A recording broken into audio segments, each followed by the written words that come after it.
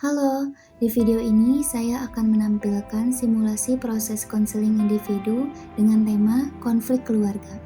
Dalam sesi ini, saya berperan sebagai konselor dan akan menunjukkan beberapa keterampilan dasar konseling seperti attending dan empati, refleksi, eksplorasi, bertanya, paraphrasing, dorongan minimal, serta interpretasi.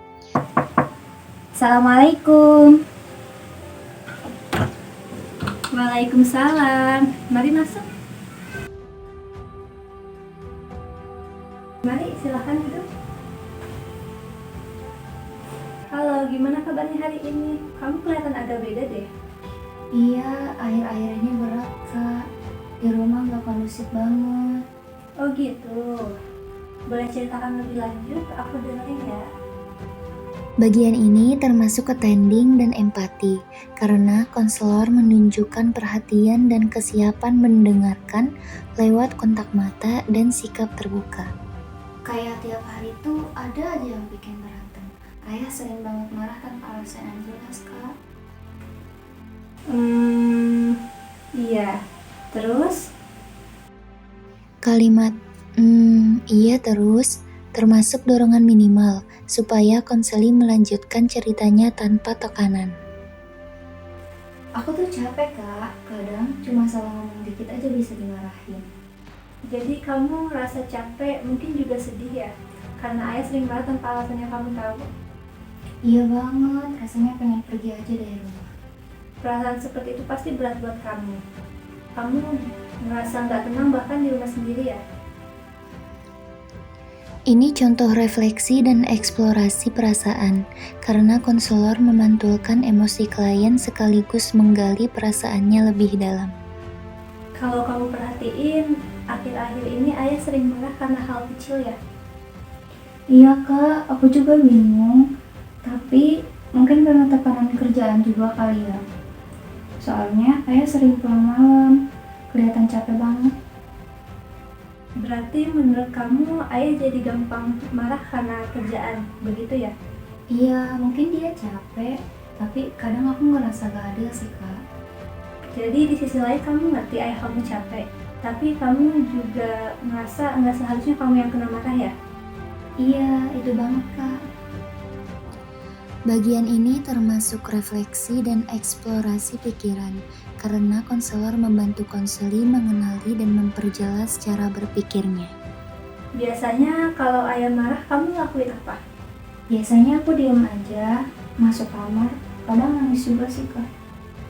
Jadi kalau ayah marah, kamu lebih memilih ngalah dan menghindar, biar konfliknya nggak makin besar ya?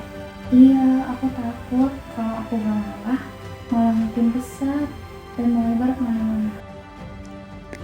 Ini termasuk refleksi dan eksplorasi pengalaman, karena konselor menggali bagaimana konseli menghadapi situasi yang dialami.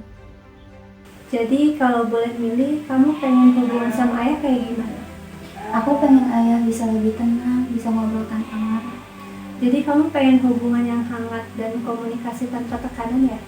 Iya, Kak, aku pengen kayak gitu, kayak orang-orang. Bagian ini menggunakan paraphrasing dan pertanyaan terbuka untuk memastikan pemahaman konselor dan memberi ruang konseli menjelaskan lebih dalam. Kalau hubungan sama ibu gimana? Masih sering ngobrol? Iya, tapi ibu juga sering kelihatan capek, jadi aku jarang curhat. Ini contoh pertanyaan tertutup karena hanya untuk mengonfirmasi atau memperjelas informasi. Waktu kamu cerita tentang ayah yang sering marah, aku menangkap kalau mungkin bukan cuma kejadian itu yang bikin kamu capek, tapi juga perasaan kalau pendapatmu sering dianggap gak penting ya? Iya, dari dulu juga gitu, Kak. Aku ngerasa kalau ngomong kayak gak pernah didengerin. Jadi selama ini kamu tumbuh dengan perasaan kalau suaramu itu gak berarti ya? Sampai akhirnya kamu memilih untuk diam biar supaya gak semakin sakit hati. Iya, makanya aku lebih milih diam aja sekarang. Rasanya percuma kalau ngomong. Bagian ini termasuk interpretasi, karena konselor membantu konseli memahami makna lebih dalam dari perasaannya. Kamu hebat banget bisa cerita sejauh ini. Itu langkah yang besar loh. Iya, terima kasih Kak. Akhirnya lega banget bisa cerita semuanya. Terima kasih sudah terbuka hari ini. Ini langkah kecil yang akan membawa perubahan besar untuk kamu. Kita lanjutkan di sesi pertemuan berikutnya ya. Iya Kak. Mari saya antar. Penutup ini menggunakan empati dan attending kembali, menunjukkan penerimaan dan dukungan agar konseli merasa aman. Dari proses konseling tadi, bisa terlihat bahwa penggunaan keterampilan dasar seperti refleksi, eksplorasi, bertanya, dan interpretasi sangat membantu konseli untuk lebih memahami dirinya dan situasi yang dihadapi. Melalui sikap empati dan penerimaan, konselor dapat menciptakan suasana yang aman dan nyaman bagi konseli untuk terbuka. This is our